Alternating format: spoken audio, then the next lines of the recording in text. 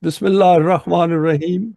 Permanent Values Part 3. If you remember, we covered in Part 1 and 2, 16, I think, values.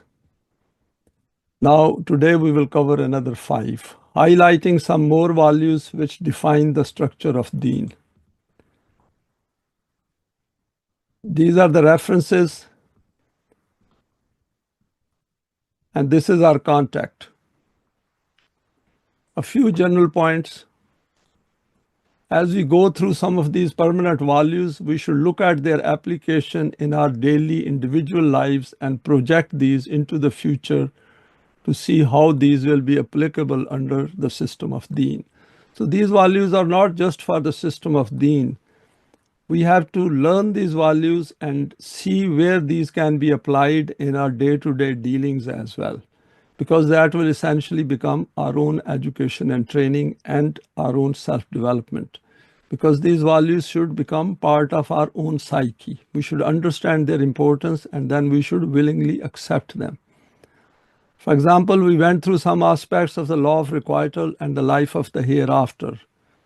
By looking at the effects of our thoughts and deeds, we should consciously evaluate the positive change in our outlook and consciousness. Next point is, with the help of these values, this leads us to becoming aware of our latent cognitive potentials related to our thought process. We begin to see those weaknesses and vulnerabilities of the man-made systems which we previously simply would not have been able to recognize as such. Because when we are born in a man-made system, we think this is the true reality, and only we come to an alternative view when we are looking for that. So in order to come to the Quran, we have to be looking for guidance. Once we acquire full conviction in the efficacy and practical utility of these, we should help our children to understand these so that, as per the phrase, what we sow, so shall we reap. We can look forward to reaping the benefits of not only our own self-development, but in the shape of our children possessing developed selves with the passage of time. I put down this comment because it is not about just our own life and our own self-development. Children are important members of our families, and they are the ones with whom we can help them to develop their self by understanding these values ourselves and then exposing them to these values. And once they understand these values and they accept these values and their importance, they realize, then we will see that there will be a significant transformation in their outlook, and they will be better prepared to face the challenges of the man-made system. And with the passage of time, once we grow old, then these children will grow up into better human beings. We invest in the life of our children through these values. Since children are significantly influenced by others, we will observe a positive change in their outlook and behavior. Secondly, we will also help prepare them to deal with the outer world, which is based on relative values. And I've just put down as it stands in 2024. Recognizing the difference between the two value systems is part of this self-development process.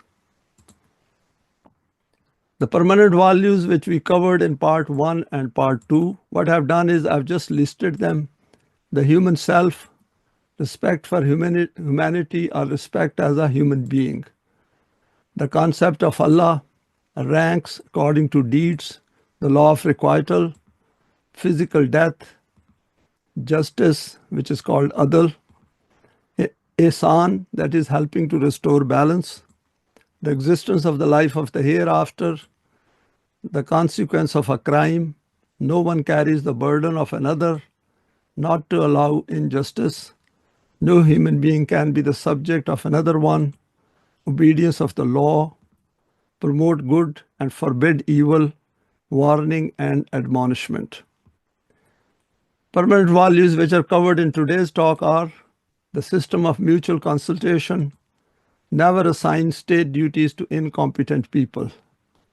The responsibility for Rizq, that is sustenance, belongs to the society. Resources and means of Rizq making available what is beyond your needs. Now let us go to the first value of today's presentation, the system of mutual consultation. The Quran has stated, وَالَّذِينَ اسْتَجَابُوا لِرَبِّهِمْ وَأَقَامُوا الصَّلَاةَ وَأَمْرُهُمْ شُورَى بَيْنَهُمْ وَمِمَّا رَزَقْنَاهُمْ يُنْفِقُونَ. Those who hearken to their Rabb and establish Salat, conduct their affairs through mutual consultation, who make available out of what we bestow on them for sustenance. Very important aspects covered in this verse. The verses before and after this one should also be looked at to determine the context of what is noted here in this verse. And that is important. If we look at those verses, we will see that what this verse stands for. Here the Quran has first reminded the Jamaat-e-Mu'mineen to hasten towards this guidance of Rububiyat, which should lead to the establishment of the system of Salat. And it's beautifully worded here, وَالَّذِينَ, those astajabu, who respond to le rabbihim. And we know this L over here, le rabbihim, is for those things which are for the benefit of these people. So Rabb starts here, that not Allah, but Rabb, that is Rububiyat, that all those aspects which are required for the nourishment and development of human self and body should be taken into account over here. And what Quran says is Aqamus Salata. That is, here the Quran has first reminded the Jamaat-e-Mu'mineen to hasten towards this guidance of Rububiyat, which should lead to the establishment of the system of Salat.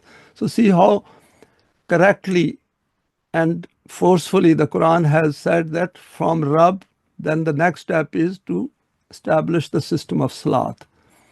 In order to do this, there is the need to consult each other continuously in all matters related to the system, because now it has moved to a collective system, and in a collective system, their affairs, amruhum shura bainahum, are settled through not majority, but through mutual consultation, and that is important.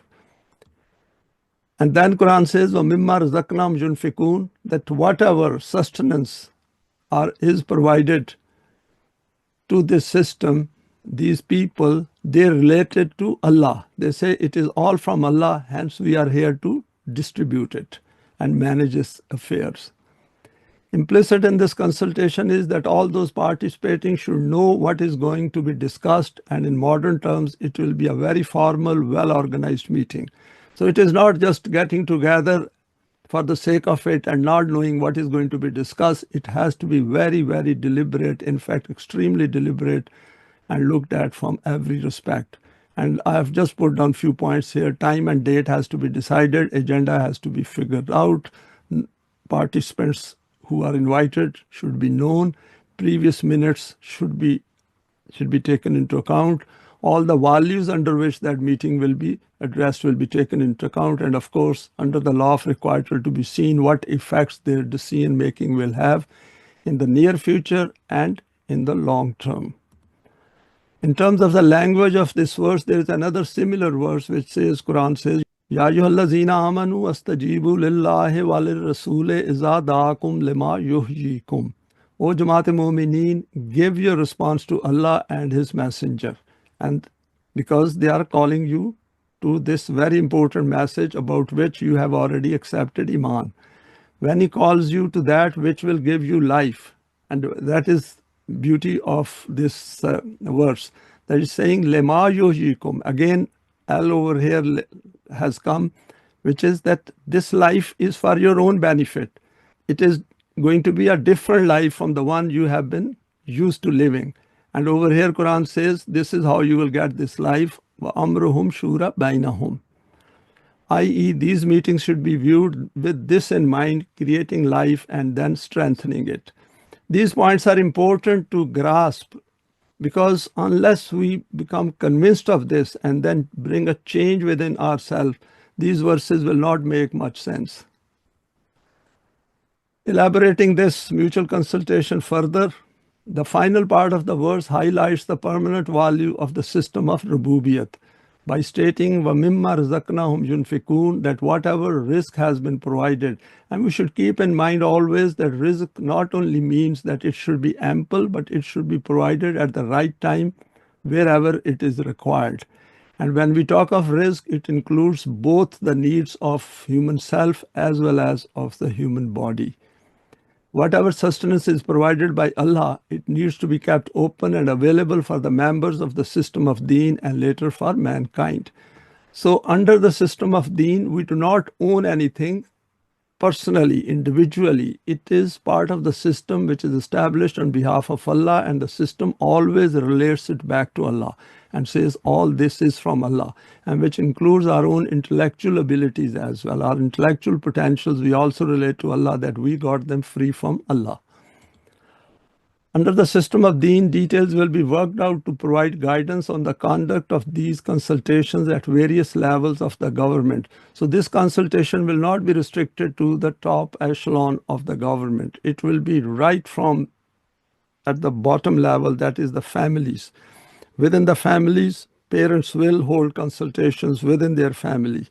And that is important because this can be followed even within the man-made system.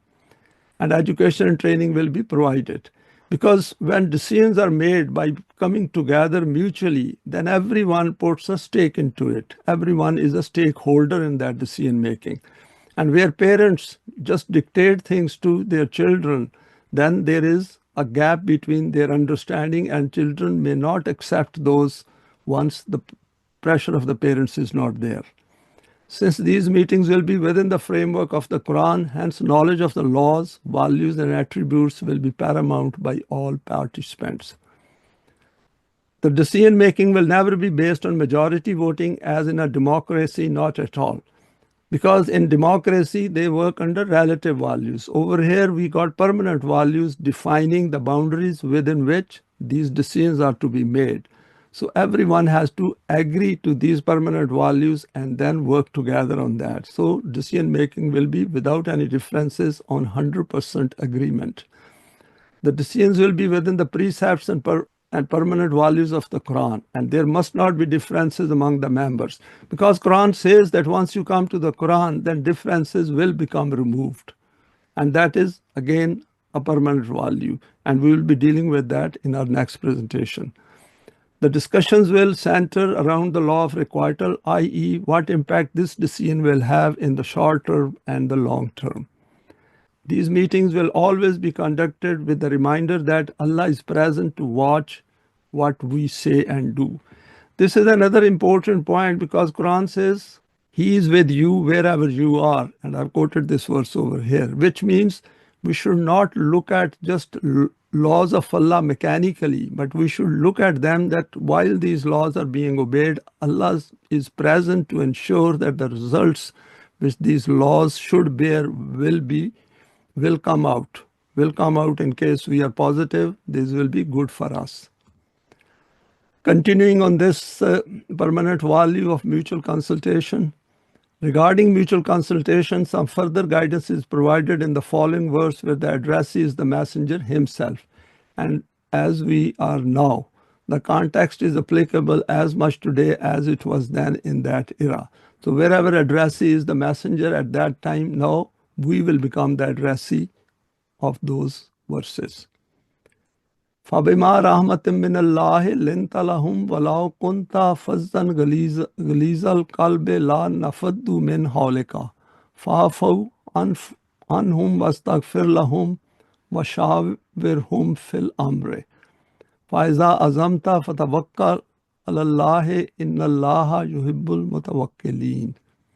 It is part of the rahmat of Allah that you deal gently with them. And rahmat covers the nourishment and development aspects of human growth. Were you severe or harsh-hearted, they would have broken away from you. So overlook, ask for protection for them and consult them in affairs. So that is the key here, consult them in affairs. Then when you have taken a decision, put your trust in Allah, for Allah loves those who put their trust in Him. So this coming together and mutual consultation, what it should do is that you have taken a decision, put your trust in Allah, because now you have looked at all the aspects of your decision making, and now get on with the job which you have decided to do. Analyzing this verse further, it is mentioned that since the messenger is manifesting the divine attribute of Rahmat, that is Rahim, And part of that is that there should be an excellent understanding between the Jamaat and its members. Hence, his efforts on this path are producing positive outcomes. And the first one is that people who are looking for guidance are attracted by his eminent character formed with the help of the Quran. And it means all those who are attending that, they have to display these attributes through their own education and training and through their own self-development. It is not that he's doing it and we don't have to do it. No, that is part of our own self-development, that we should use it as a model.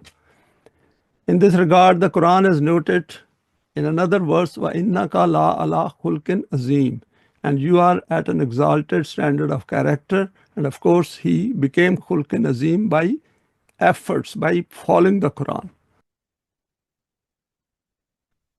Now, need to come together. This is part of mutual consultation. The next aspect in verse 3159 relates to overlooking people's weaknesses after being recognized and giving them time to improve themselves through education, training, and experience. And of course, some monitoring is also required. The process of self-development is slow, gradual, and requires patience. In fact, the whole process of establishing system of deen requires extreme patience. However, once people come to grips with the fundamentals of deen, then change accelerates. Then there is the issue of making them understand the procedure to acquire protection on this path. And Quran says, by stating fa'fu anhum wastaghfir lahum, mentioning both together, fa'fu anhum, that is overlook. Overlook means that they will have certain weaknesses initially, but gradually they give them time and they will be able to overcome those through guidance. And wastaghfir lahum is related to providing protection, which essentially means that if we are following the law of requital, we get an internal security and protection, and we develop ourselves and we become confident. And of course, it also means look at the external factors as well. The Quran has pointed to the collective effort of uniting hearts by coming together. This is the stage where decision-making enters the system of deen, and next it is stated, وَشَاوِرْهُمْ فِي الْأَمْرِ. And these amr, that is the task which you are supposed to carry out, then these have to be defined, and then through mutual consultation, figure out what is to be done next. The system of deen takes birth by the coming together of those individuals who declare themselves to be mu'mineen and then progress towards the establishment of the system. This is just a reiteration of the same point, but it is good to keep reminding ourselves.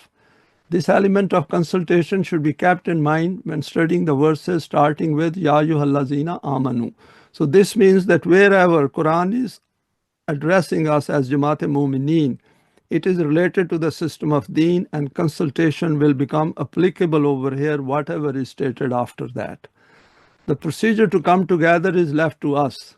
For example, in Surah Jummah, Quran says, Ya ayyuhallazina amanu iza nudiya lis-salate min yawmil jumate, which is that mu'mineen, that when the announcement is made to come together on, and for which yawm time has been announced, then you should respond to that. And obviously in today's world, it can be done through telephone and other means of communication. Now, next permanent value is never assign state duties to incompetent people. That is, now we will look at some aspects of man-made systems. Even within the man-made systems, this aspect is kept in view by those nations which have some rule of law, i.e. following the laws made by their legislators. Normally it is stated that people should be selected based on merit. Then there are guidelines and instructions written down for the selection of people to match with the requirement of the job. And we all know that job requirements are published, are spelled out, and then people's qualifications are matched with those requirements of a particular job. This essentially means that firstly, we should know what are the expectations of the task or job. Secondly, what kind of qualification and experience is required to carry out this task.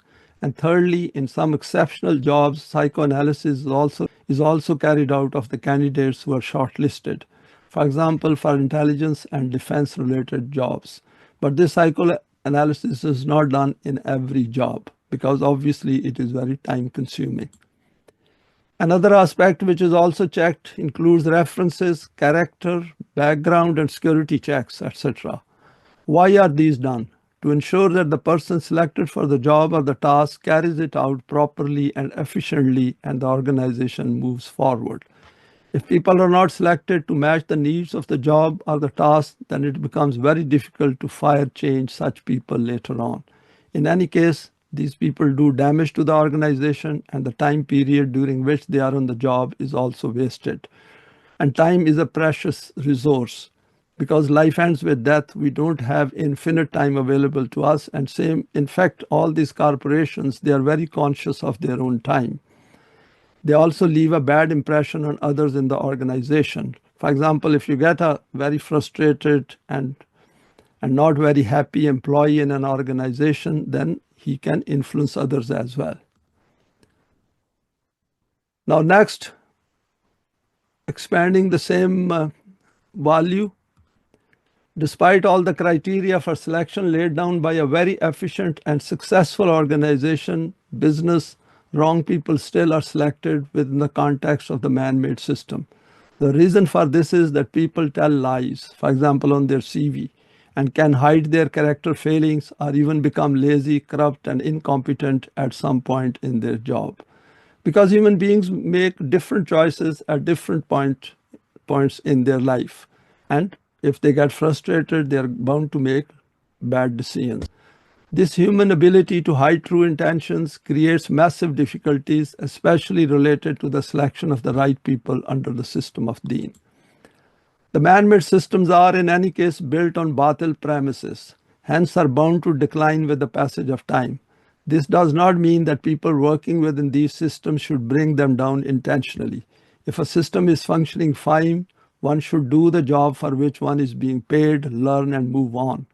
For example, the Quran has quoted the examples of the messengers, Musa and Yusuf and others, where they worked under the man-made systems and benefited.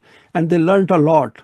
For example, in the case of messenger Musa, he stayed for a fairly long time within the Pharaoh's household and he learned a lot. Same goes for the messenger Yusuf, who served under a senior appointee of the king, and he learned a lot. And as a result, then he rose up to the position of power, where they worked under the man-made systems and benefited, and then utilized this education, training, and experience to work towards the system of Deen of Allah.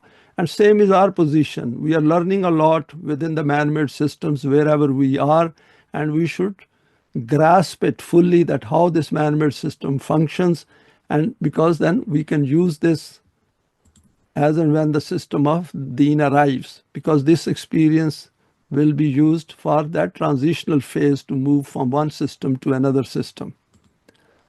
Two things are important in the matter of Deen with respect to this assigning jobs to those people who are competent. Firstly, those making the selection need to have a developed self which meets the criteria laid down in the Quran. And that is very important. And that is something for which we are working on this platform, because we are more or less the pioneers and we have to educate and train ourselves and then develop ourselves and at the same time learn what is going on in the man-made system. Secondly, they must be totally free from the bias and inclinations of human emotions and be knowledgeable about all the permanent values, and the selection should be strictly in line with what the Quran has laid down. And this is the difficult part, that is from transition from the relative values under which people are brought up and then moving on to the permanent values to which they are attracted because they were seeking guidance or they are seeking guidance from the Quran. Thirdly, when selecting people, a probationary period of at least 1 year should be kept. Fourthly, if at any stage people in important positions do not meet the laid down standards, they should be immediately transferred to a job where less competence is needed. We don't have to fire people, but we cannot accept people in a very important positions of responsibility who are incompetent and are found to be not really accepted the guidance of the Quran with their heart and mind. Continuing with the same value further aspects. Over and above what is followed under the man-made systems, in the case of Deen, evaluation of the state of development of the human self should also be taken into account using the criteria laid down in the Quran. This means to work out in writing the details of this criteria in order for a formal evaluation to be carried out. And this, of course, will be done through mutual consultation of those who have become mu'mineen, and they are important people who are fully converted and convinced of the system of Deen. The Quran has drawn our attention in various verses. For example, Quran says, Inna Allaha yamurukum an tu'addu addul amanate ila ahliha wa iza hakamtum bayna an-nasi an tahkumu bil adli. Inna Allaha ni'ma ya'izukum bihi inna Allaha kana samiyan basira. Allah does command you to render back your trust to those to whom they are due, and when you judge between man and man, that you judge with justice. Verily, how excellent is the teaching which He gives you, for Allah is He who hears and sees all things. And when Quran says, verily, how excellent is the teaching which He gives you, it is not just we believe it blindly, we have to think through it and figure out ourselves that what are those excellent points to which the Quran is drawing our attention to. This verse makes clear that responsibility should be assigned to those who are worthy of the trust being placed in them. And they are such who have the ability to do justice, i.e. to their job, to their own selves, to others, and between others. The concluding part of the verse sums it up by stating that those who have a very highly developed self, which they have acquired themselves, need to manifest these two divine attributes related to this. That is, they have to be the ones who hear as well as who see. They are very alert, they are very self-conscious, they are very aware of what is going on around them and what is going around within their own thought process. Next is job under Deen is a covenant, and that is an important aspect. Even under a man-made system, individuals enter some kind of unwritten covenant with the rulers, that is the government, and of course with Allah, that the laws of the land will be obeyed unconditionally. We can see this in the case of people asked to take oaths when they become a citizen of a country. Similarly, those joining the armed forces are made to take a solemn oath.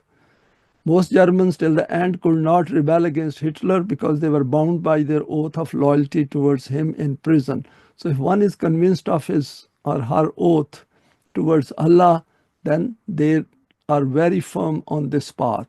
They never gave up. So that is the point I'm trying to make over here.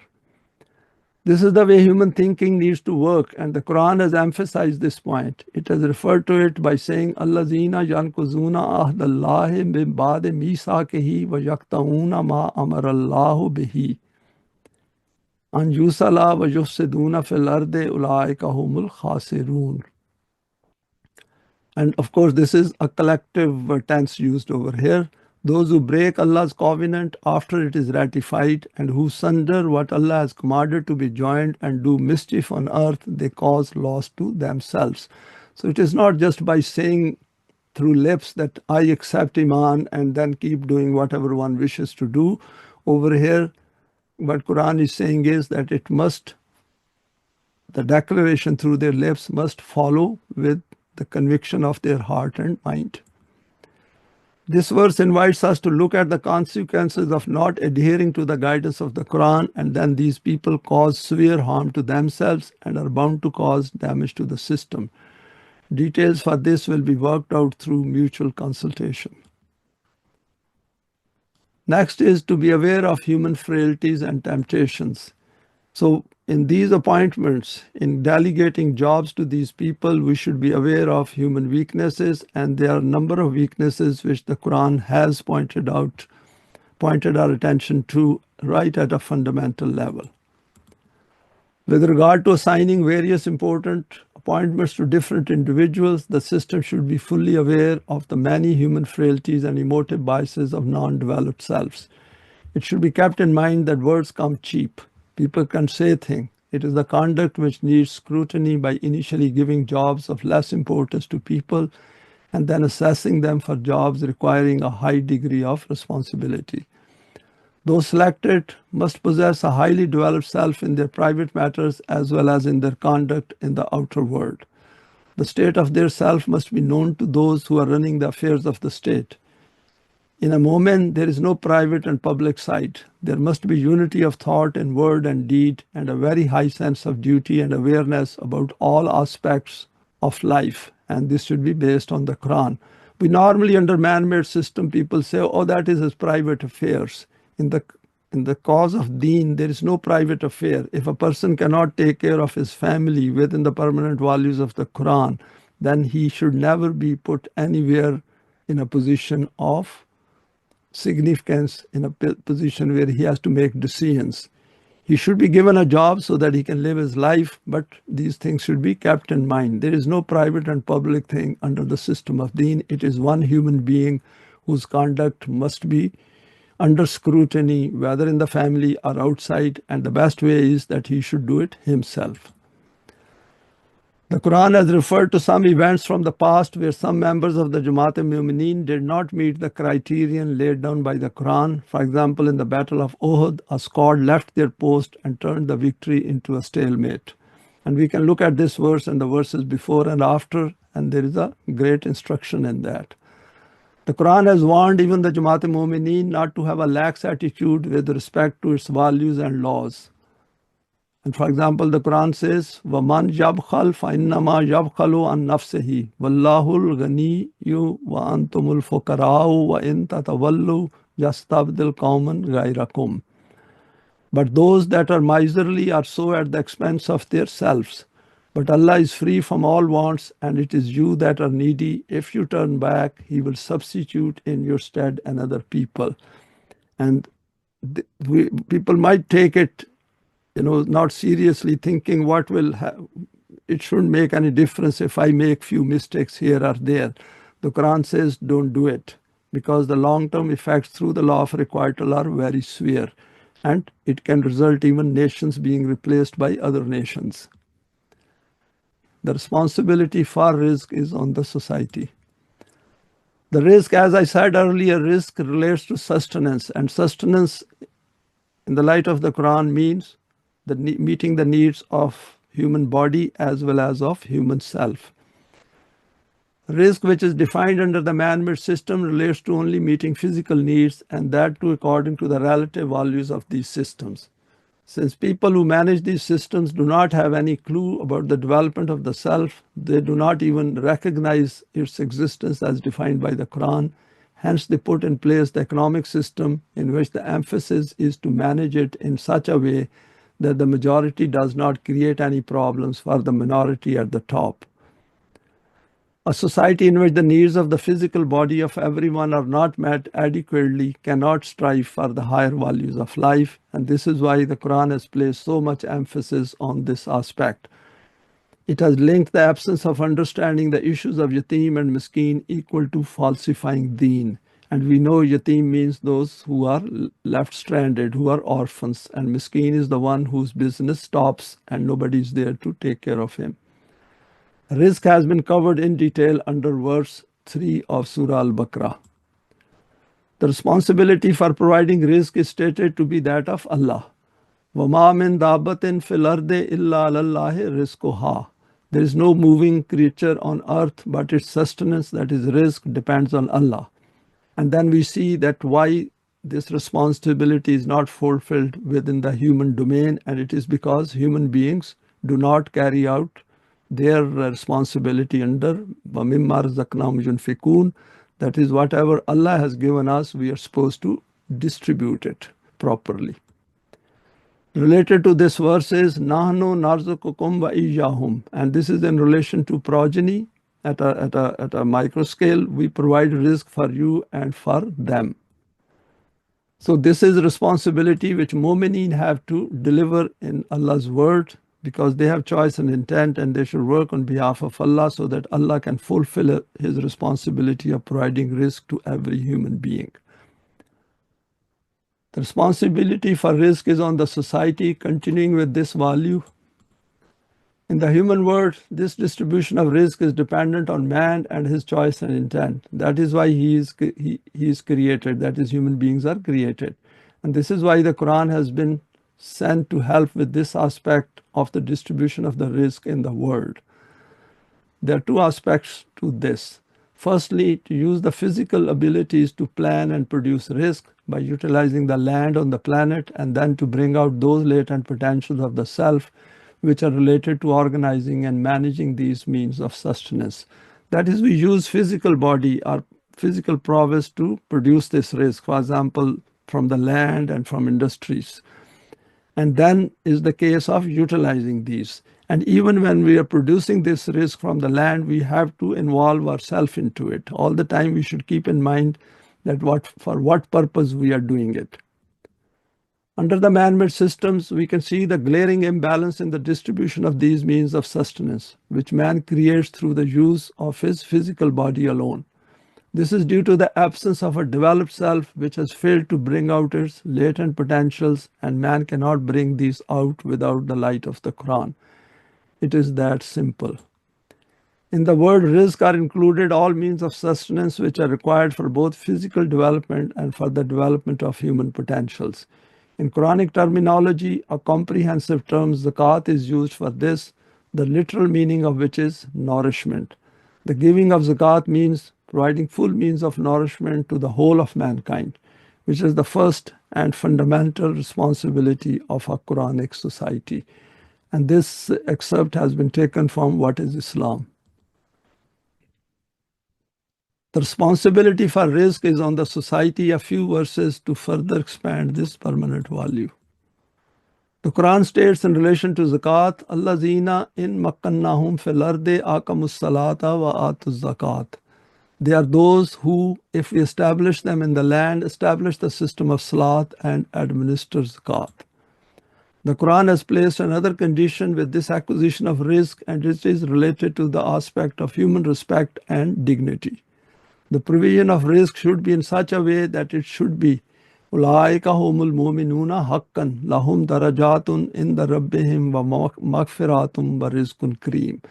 That is, these mu'mineen should understand what it means to have Allah's protection, that is through the rububiyyat, and then what is rizqun kareem. That rizq through which human potentials are developed. They become best of the best.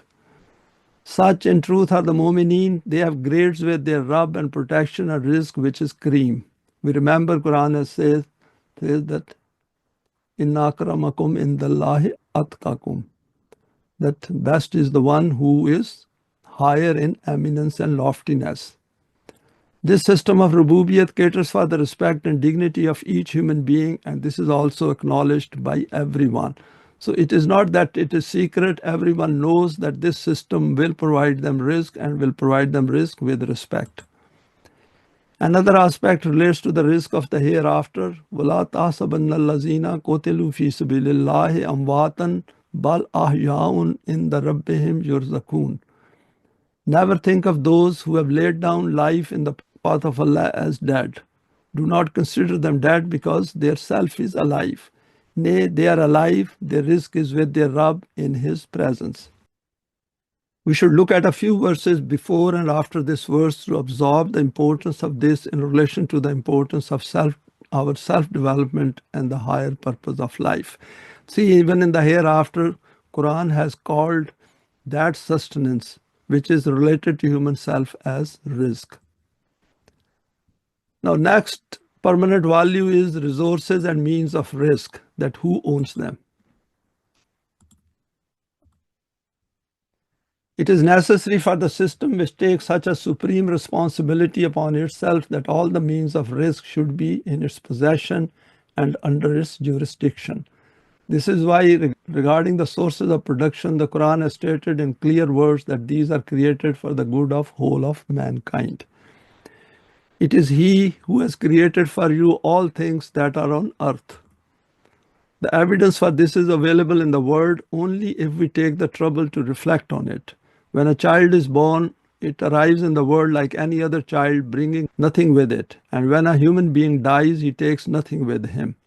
If we enter the concept of the human self in this, as noted in the Quran, then the matter becomes glaringly obvious.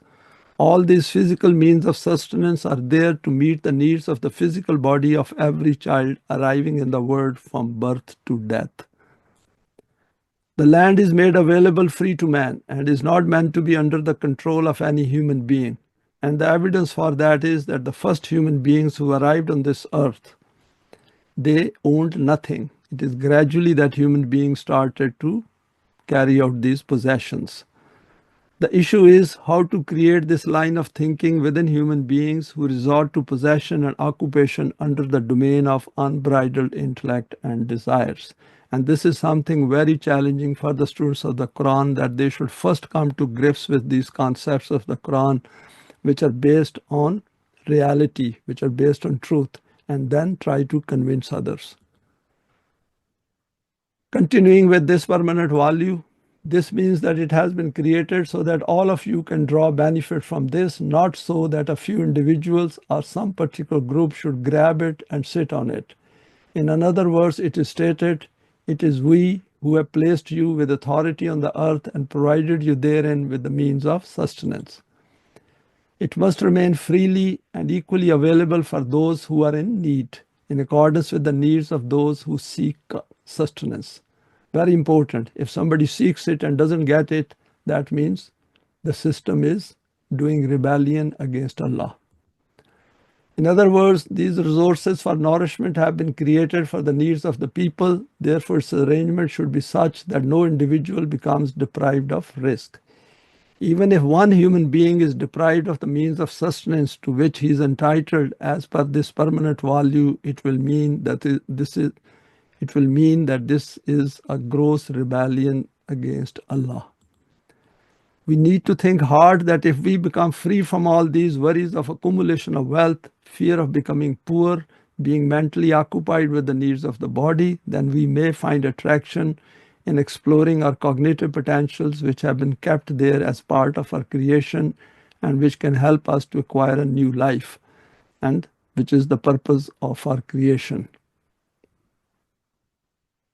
So becoming free from these worries of meeting the physical needs is very important, and we should come to terms with that, because Quran points our attention to this again and again. A few more aspects of this permanent value.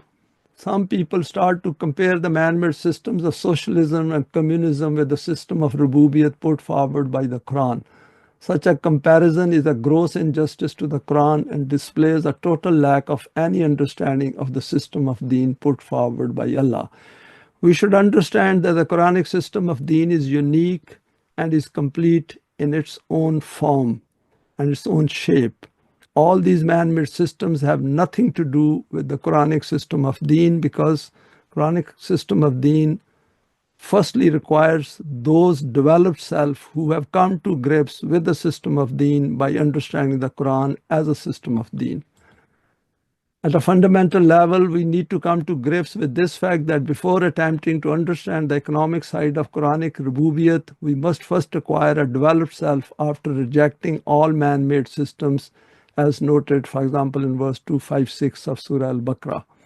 No man-made system has the ability to include the concept of self-development given in the Quran, because the human beings who create these systems simply cannot acquire that self to which the Quran draws our attention, because we can only acquire that self based on the Quran through Iman and Saleh deeds, which requires some time before that we understand this system in its finer details. Under the system of deen, we simply cannot separate the economic side from the human self and its needs. Very clear, because those people who establish man-made systems, they do not have anything like the developed self of a moment. So the system under them will be batil, doesn't matter if they meet the animalistic needs of human beings fairly well, because they themselves are not meeting those requirements laid down by the Quran and its criteria. And those who embark on this path need to come to terms with this aspect between their own bodies and their own selves. When this self-development manifests itself within them, then they can evaluate it using the Quranic criteria. They do this as they develop. Others who have knowledge of the Quran can verify it. These are the kinds of selves to whom Allah has made His promise in 2455. Now we come to the last permanent value of today's presentation. What is beyond your needs? And people have to make it available for the system of deen. Not only is it the case that the means of sustenance and production cannot be made personal property, but it is even the case that whatever one has that is beyond his legitimate needs, that too should be made available for the welfare and development of mankind, so that society can utilize it for this purpose according to need. A very tall order for a human being who is brought up under man-made system where everything revolves around private ownership. The Quran states, وَيَسَأَلُونَكَ مَاذَا يُنْفِقُونَ قُلِ الْعَفْوَ. They ask you how much they are to spend. In fact, yunfikun, we know that it is not about spending, how much they are to keep open for others. Say what is beyond your needs. Related to this verse is another one which comes slightly earlier than this verse. يَسْأَلُونَكَ مَاذَا يُنْفِقُونَ قُلْ مَا أَنْفَقْتُم مِّنْ خَيْرٍ فَلِلْوَالِدَيْنِ وَالْأَقْرَبَيْنِ وَالْيَتَامَى وَالْمَسَاكِينِ وَابْنِ السَّبِيلِ وَمَا تَفْعَلُوا مِنْ خَيْرٍ فَإِنَّ اللَّهَ بِهِ عَلِيمٌ. They ask you what they need to keep available, and over here instead of spend I have used the word available. Say whatever you make available that is good is for parents, kindred, orphans, and those in want, and for wayfarers. And whatever you do that is good, Allah knows well. And when Allah knows it well, mu'minin should also know it well. So that is important aspect. But over here I have highlighted khairin. Khair means that make them free from their basic needs so that they can make better choices within the permanent values. They can live a better life. And over here Quran says, وَمَا تَفْعَلُوا مِنْ خَيْرٍ, said when you are giving it away at that level, when the system has not been established yet, that is at an individual level, make sure these people can utilize their choice and intent freely. Don't put any pressure on them that once you have given them, then you start chasing them that where are you spending this. By concluding the verse with فَإِنَّ اللَّهَ بِهِ عَلِيمٌ, everyone in the land should be informed about the system and it needs to be well organized. This verse points to the transitory stage of the system of deen. And that is the beauty of these two verses, that exactly they start with the same question. وَيَسَأَلُونَكَ مَاذَا يُنْفِقُونَ. And what it means is that this is a preliminary stage which ultimately becomes what is beyond your need when the system is fully mature, it is established. This verse points to the transitory stage of the system of deen. The next stage is defined by 2:19. During this phase, the messenger is asked, Khuzil af wa'mur bil urfe wa'arid anil jahilin. Now normally over here, af over here is translated as forgiveness. But if we see that it is the same word, we can also say that whatever is beyond their need, take it with the system, bring it back to the system, and then carry out all those directions which have been decided within the system of deen. And those who are ignorant, those who oppose it or who raise objections, just ignore them, because that is where the mutual consultation then comes into it. So what I've done is I've just put down take to off, command what is right, but turn away from those who are ignorant. So there is an element of caution over here as well. Next is some verses of interest related to this particular permanent value. The state of those who believe in the permanent values is such that they will make available possessions and resources which are beyond their needs for the nourishment of others and will not desire any reward in return, not even a thank you. They will tell them, we feed you for the sake of Allah alone. No reward do we desire from you, nor thanks. So Quran is asking us to develop this kind of a thinking. Initially, there might be some thoughts coming that why should I help others? But gradually, people should understand that this is for the good of everyone. Others are not different. They are all human beings and they are equal. And all of them are going to die one day and leave this life for the next one. So this is how people have to view it, and this is how people have to be educated and trained. What kind of a psyche is required for progressing towards this system, which then gets the help of Allah? And Quran says, Inna Allah ashtara minal mu'minina anfusahum wa amwalahum bi anna lahumul jannata. Allah has purchased from the mu'mineen their selves and their possessions, for theirs in return is Jannat.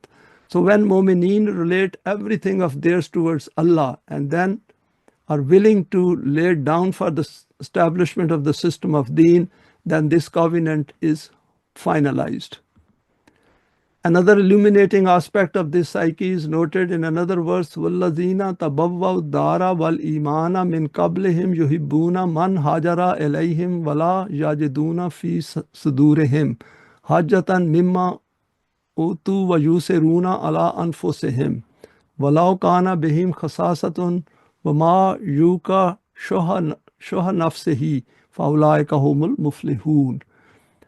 But those who before them had homes and had accepted Iman, and they had to leave those homes and move to another place, that is from Mecca to Medina, show their affection to such as came to them for refuge and entertain no desire in their hearts for things given to the latter, but give them preference over themselves. And that's a beautiful sentence over here in the verse, that give them preference over themselves, even though poverty was their own lot.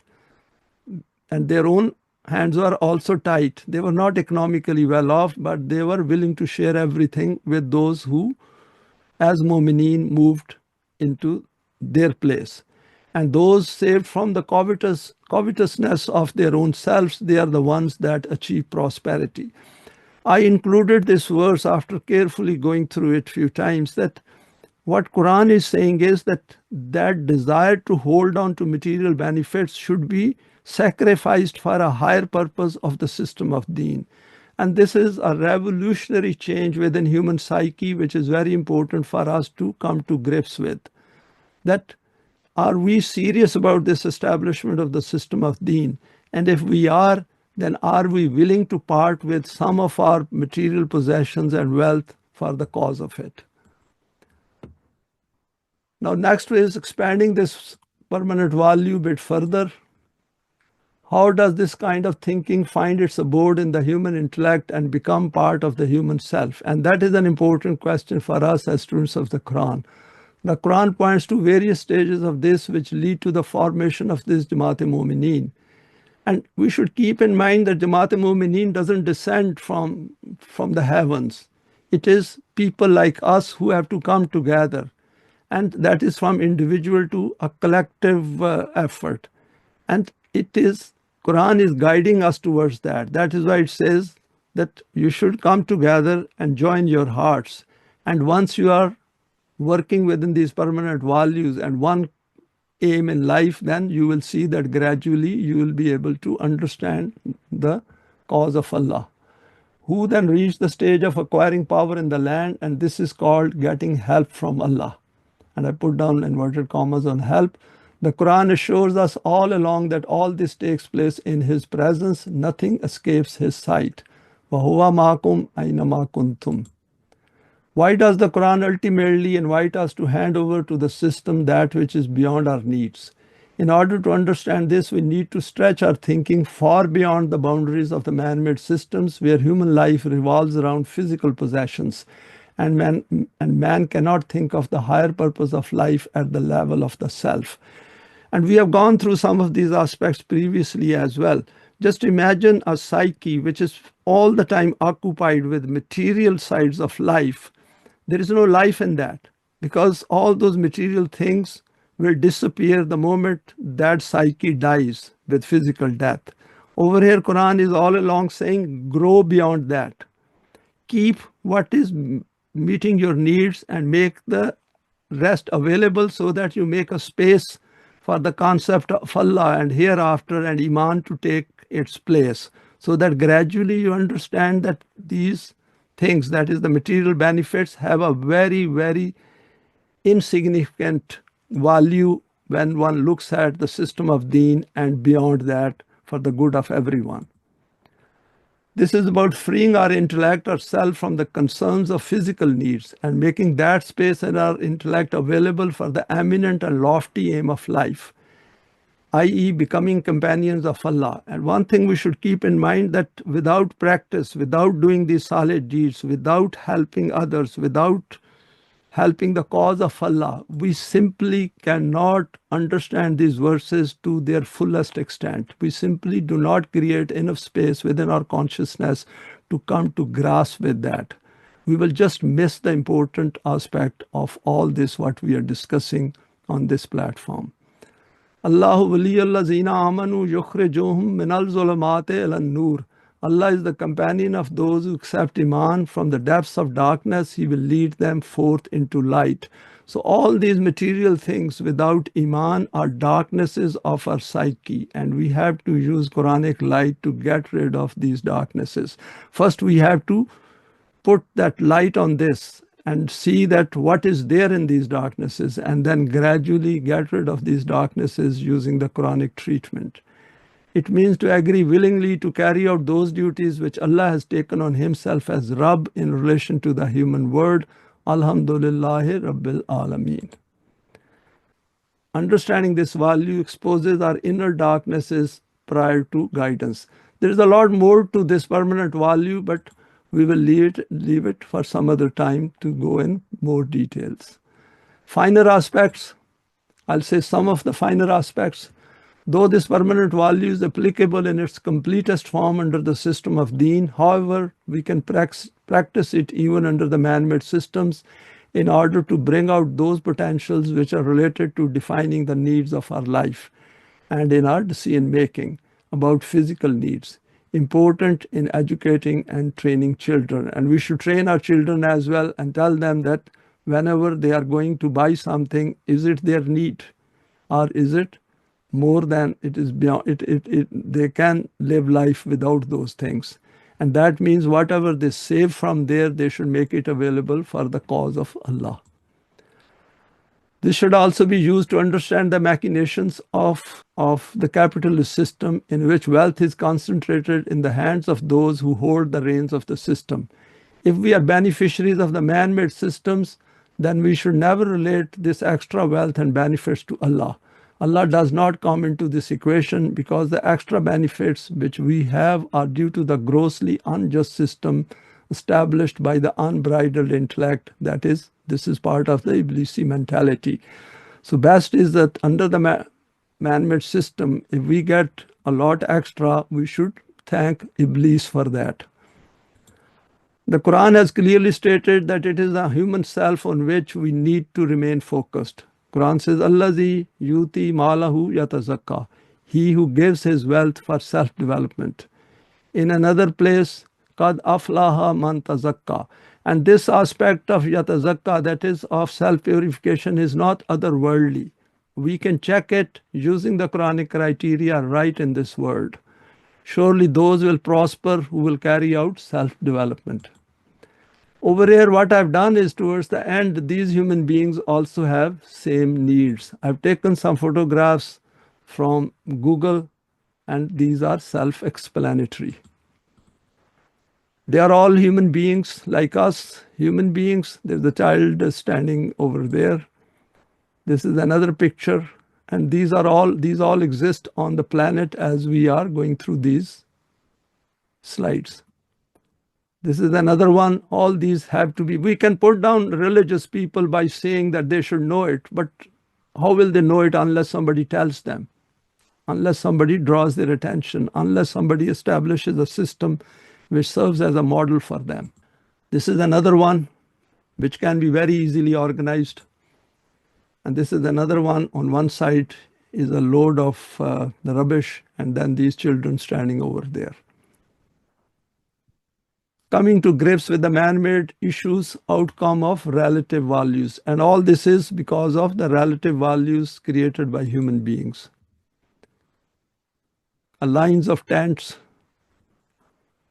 and there is a destruction as well. They don't even let them stay in those tents and those buildings which poor people have somehow managed to raise. Refugees, some more refugees, some destruction, and children and refugees. Thanks for your time and for sharing this today. Please feel free to share it with your contacts. You may like to subscribe for future talks related to the Quranic system of Deen.